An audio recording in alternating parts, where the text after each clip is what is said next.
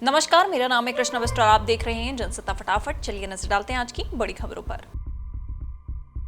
जम्मू कश्मीर के पहलगांव में हुए आतंकी हमले के बाद भारत और पाकिस्तान के बीच में तनातनी बढ़ गई थी। भारत ने पाक के खिलाफ ऑपरेशन सिंदूर चलाया। इसमें पाकिस्तान और पीओके में 9 सैन्य आतंकी ठिकानों को तबाह कर दिया।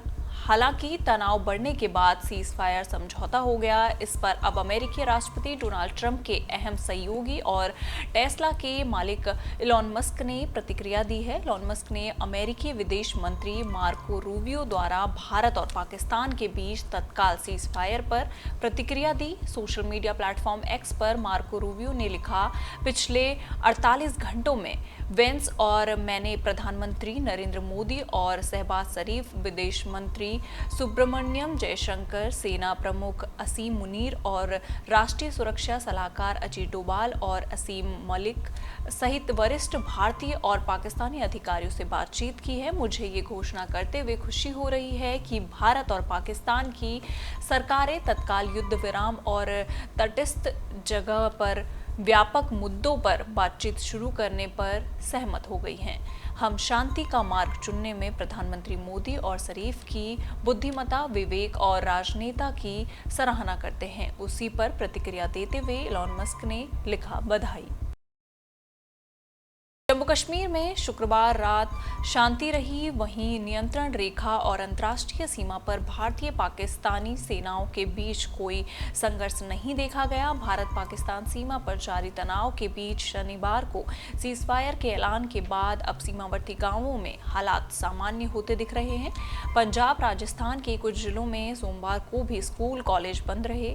भारतीय सेना ने सोमवार सुबह एक संक्षिप्त बयान में कहा कि जम्मू कश्मीर और अंतर्राष्ट्रीय सीमा से लगे अन्य इलाकों में रात काफी हद तक शांतिपूर्ण रही। इसी अप्रिय घटना की सूचना नहीं मिली। ये हाल के दिनों में पहली शांतिपूर्ण रात रही। पंजाब के सीमावर्ती गांवों फिरोजपुर और पठानकोट में भी हालात सामान्य होते दिख रहे हैं। पठानकोट में आज सुबह स्थिति सामान्य दिख रही है। भारतीय सेना के अनुसार जम्मू कश्मीर और अंतर्राष्ट्रीय सीमा से लगे अन्य इलाकों में रात काफी हद तक शांतिपूर्ण रही।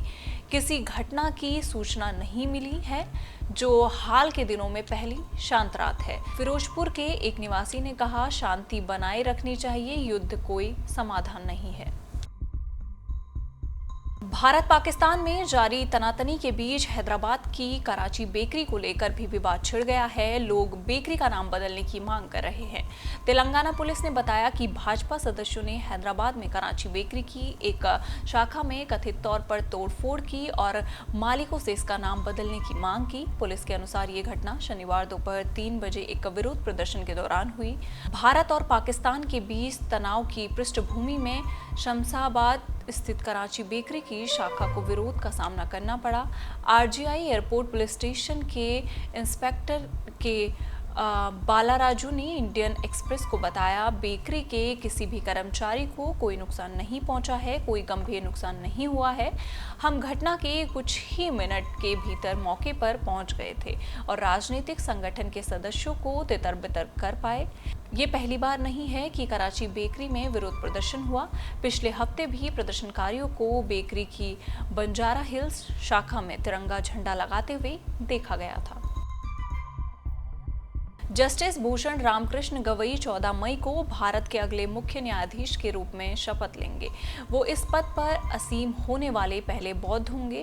वो सोमवार को इंद्रप्रस्थ पार्क स्थित शांति स्तूप जाएंगे और प्रार्थना करेंगे। जस्टिस गवई के पिता ने 1956 में बाबा साहेब अम्बेडकर द्वारा शुरू किए गए धर्मांतरण आंदोलन के दौरान बौद्ध धर्म अपना लिया था। तब 5 लाख दलितों ने बौद्ध धर्म अपनाया। उसके बाद पूरे परिवार ने बौद्ध धर्म अपना लिया। जस्टिस गवई ने कहा कि उन्होंने और उनके परिवार ने भी बौद्ध धर्म अपनाया।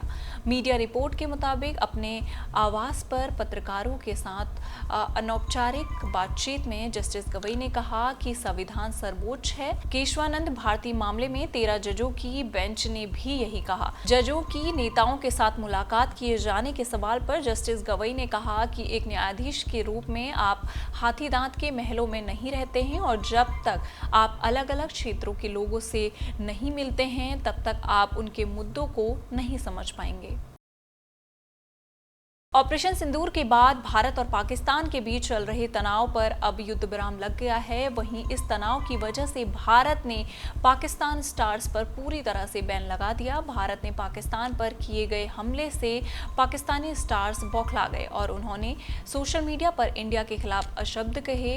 इन्हीं में से एक सनम तेरी कसम एक्ट्रेस मावरा हुसैन भी थी, जिन्होंने इंडिया पर टिप्पणी की थी। मावरा की टिप्पणी आने के बाद उन्हीं के को स्टार हर्षवर्धन राणे ने उन्हें लताड़ लगाई।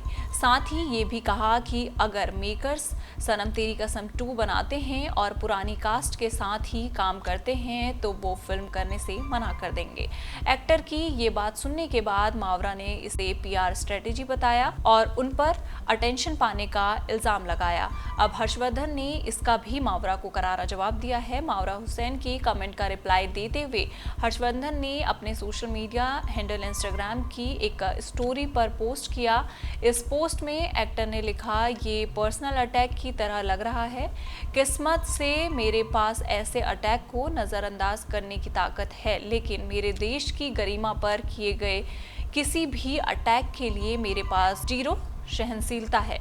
एक भारतीय किसान अपनी फसल से अनचाही वीट को उखाड़ सकता है, इसे वीडिंग कहते हैं। इस काम के लिए उसे पीआर टीम की आवश्यकता नहीं है, इसे कॉमन सेंस कहते हैं। इन सारी खबरों पर आपका क्या कहना है, आप हमें कमेंट सेक्शन में जरूर बताइएगा और इसी तरह की देश दुनिया की खबरों के साथ जुड़े रहने के लिए देखते रहिए हमारे साथ जनसत्ता।